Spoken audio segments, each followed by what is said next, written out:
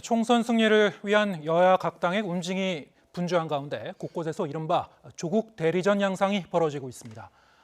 조국 대리전의 대표 지역인 서울 강서 앞 현역인 금태섭 의원은 총선을 조국 수호 선거로 치를 수는 없다는 입장을 분명히 했습니다.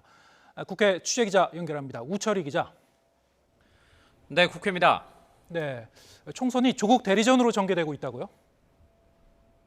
네, 그렇습니다. 민주당 내부에서 촉발됐습니다. 서울 강서 갑 지역구가 핵심입니다. 이 지역구 현역 의원 금태섭 의원인데요. 조국 정국에서 쓴소리를 아끼지 않았던 인물입니다. 조국 백서 추진이 필자이자 최근 민주당에 입당한 김남국 변호사가 금 의원 지역구에 출사표를 던지면서 조국 대리전에 불이 붙게 된 겁니다. 금 의원은 기자들과 만나 강한 어조로 자신의 입장을 밝혔습니다. 우리 당을 위해서 제가 막아내야죠. 이번 총선을 조국 수호 선거로 치를 수는 없습니다. 강서 갑이 19대 총선 때 노원 갑이 되어서는 안 됩니다. 19대 총선 당시 서울 노원 갑에 출마한 김용민 후보의 막말 파문 등으로 인해 민주당에 뼈아픈 패배를 안겼던 흑역사를 되풀이해서는 안 된다는 뜻입니다.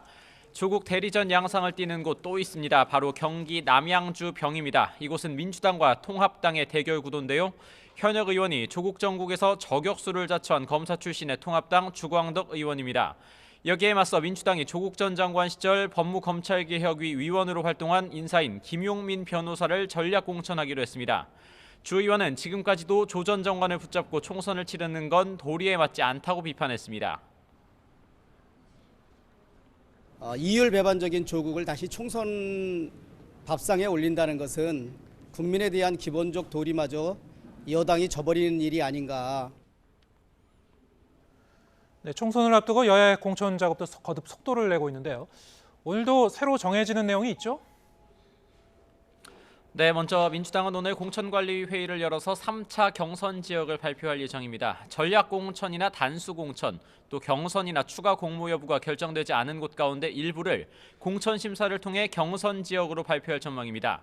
전략공천 지역을 추가로 지정할 가능성도 있습니다. 이렇게 되면 현역 의원 탈락 사례가 나올 수도 있는 겁니다.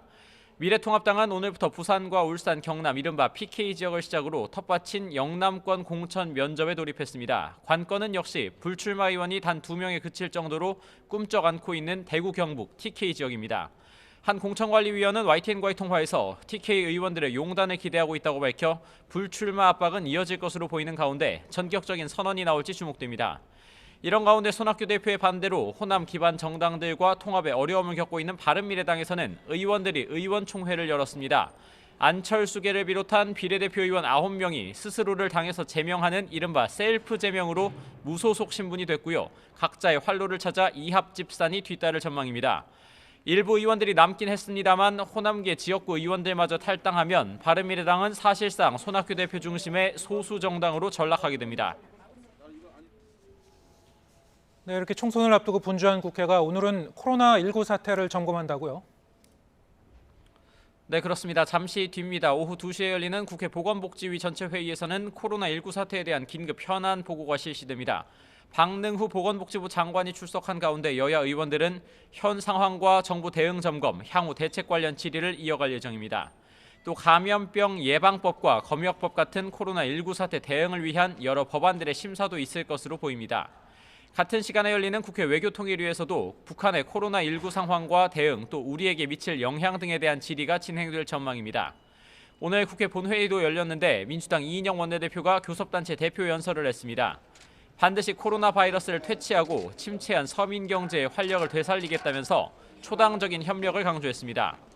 또 감염병 대응 강화를 위한 검역법 등 이른바 방역 4법의 조속한 통과도 요청했습니다. 최근 임미리 교수의 칼럼 고발 논란에 대해서도 언급이 있었는데요. 민주당을 향했던 국민의 비판적 목소리를 외면하지 않겠다면서 누구를 탓하기에 앞서 반성부터 하겠다고 밝혔습니다. 내일은 미래통합당 심재철 원내대표, 모레는 바른미래, 대한신당, 민주평화당이 구성한 민주통합 의원 모임의 유성엽 원내대표가 각각 교섭단체 대표 연설을 이어갑니다. 지금까지 국회에서 YTN 우철입니다.